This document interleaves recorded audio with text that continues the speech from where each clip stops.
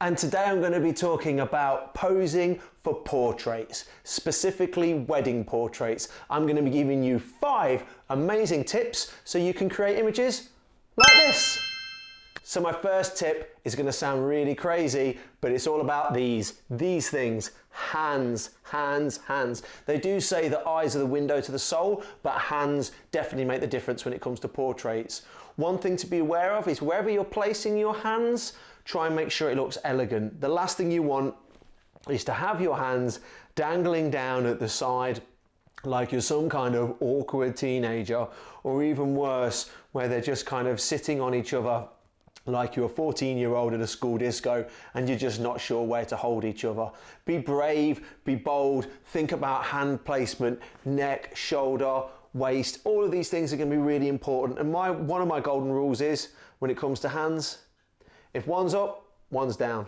If one's up, one's down. That will be very, very elegant to create images like this. My second tip number 2, communication. Be honest with each other, be honest with your photographer. If you're having to do things which feel unnatural and don't feel authentic, they probably are unnatural and they're probably going to look unauthentic. Really give yourself a chance and you communicate with each other and your photographer if you're not feeling happy with where you're being photographed or how you're being photographed.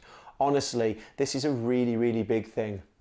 Advice number 3 ties into advice number 2, and that is awkwardness. Awkward poses which are going to look stiff, sterile, and ultimately boring. You're looking to your photographer to lead you, to direct you, and your photographer's going to have a load of ideas. They're going to have so many ideas, and do listen to your photographer. But if something's not feeling right, if they're asking you to do something, maybe it's a kiss and the photographer's saying, just dip back a little bit or do this, and it just doesn't feel right, just say, you know what, I'm not really feeling very comfortable with this. Advice number 2 and advice number 3 kind of dovetail into each other, and they're really, really important. That if something feels awkward as you're being photographed, chances are it's probably going to look pretty awkward. And what we don't want is inauthentic portraits. What we want are portraits like this. Tip number 4. Tip number 4 is dead simple. Be yourselves. Most people carry a sense of anxiety about having their portrait taken or a photo shoot. Listen, just chill out, breathe and drop the anxiety. Drop the shoulders, chill out and just enjoy it. I shoot so many portrait sessions and the first thing I say to all of my clients is, you know what? Be yourselves.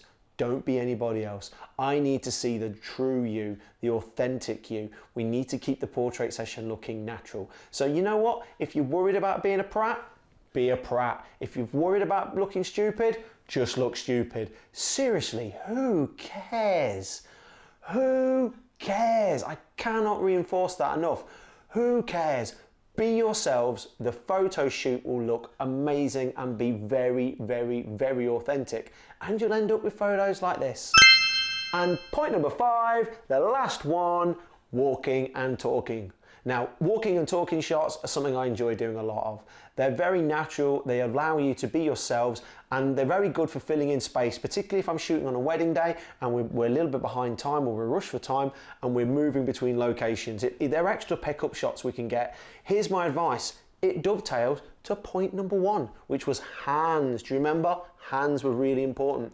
One thing I say to brides specifically, if you haven't got pockets on your dress, or if you haven't got pockets in your suit and you're wearing, what I would say is take your partner's hand with one hand and then dovetail it like that. So you've got 2 hands holding your partner's hand like this. Not only does that tidy up your hands, but it also sets the body in a really flattering position and it connects the 2 of you so much nicer. So tip number 5 is when you're walking and talking, remember tip number 1, put the 2 together and you'll end up with images like this. So there you have it, guys. That is my guide to posing. I'm showing you now a quick slideshow of like my favorite poses that I do on wedding photos. Generally, they're always engaging, they're always intimate, and they're always authentic. So I hope you enjoyed that, guys, and I'll see you in the comment section below. Take care.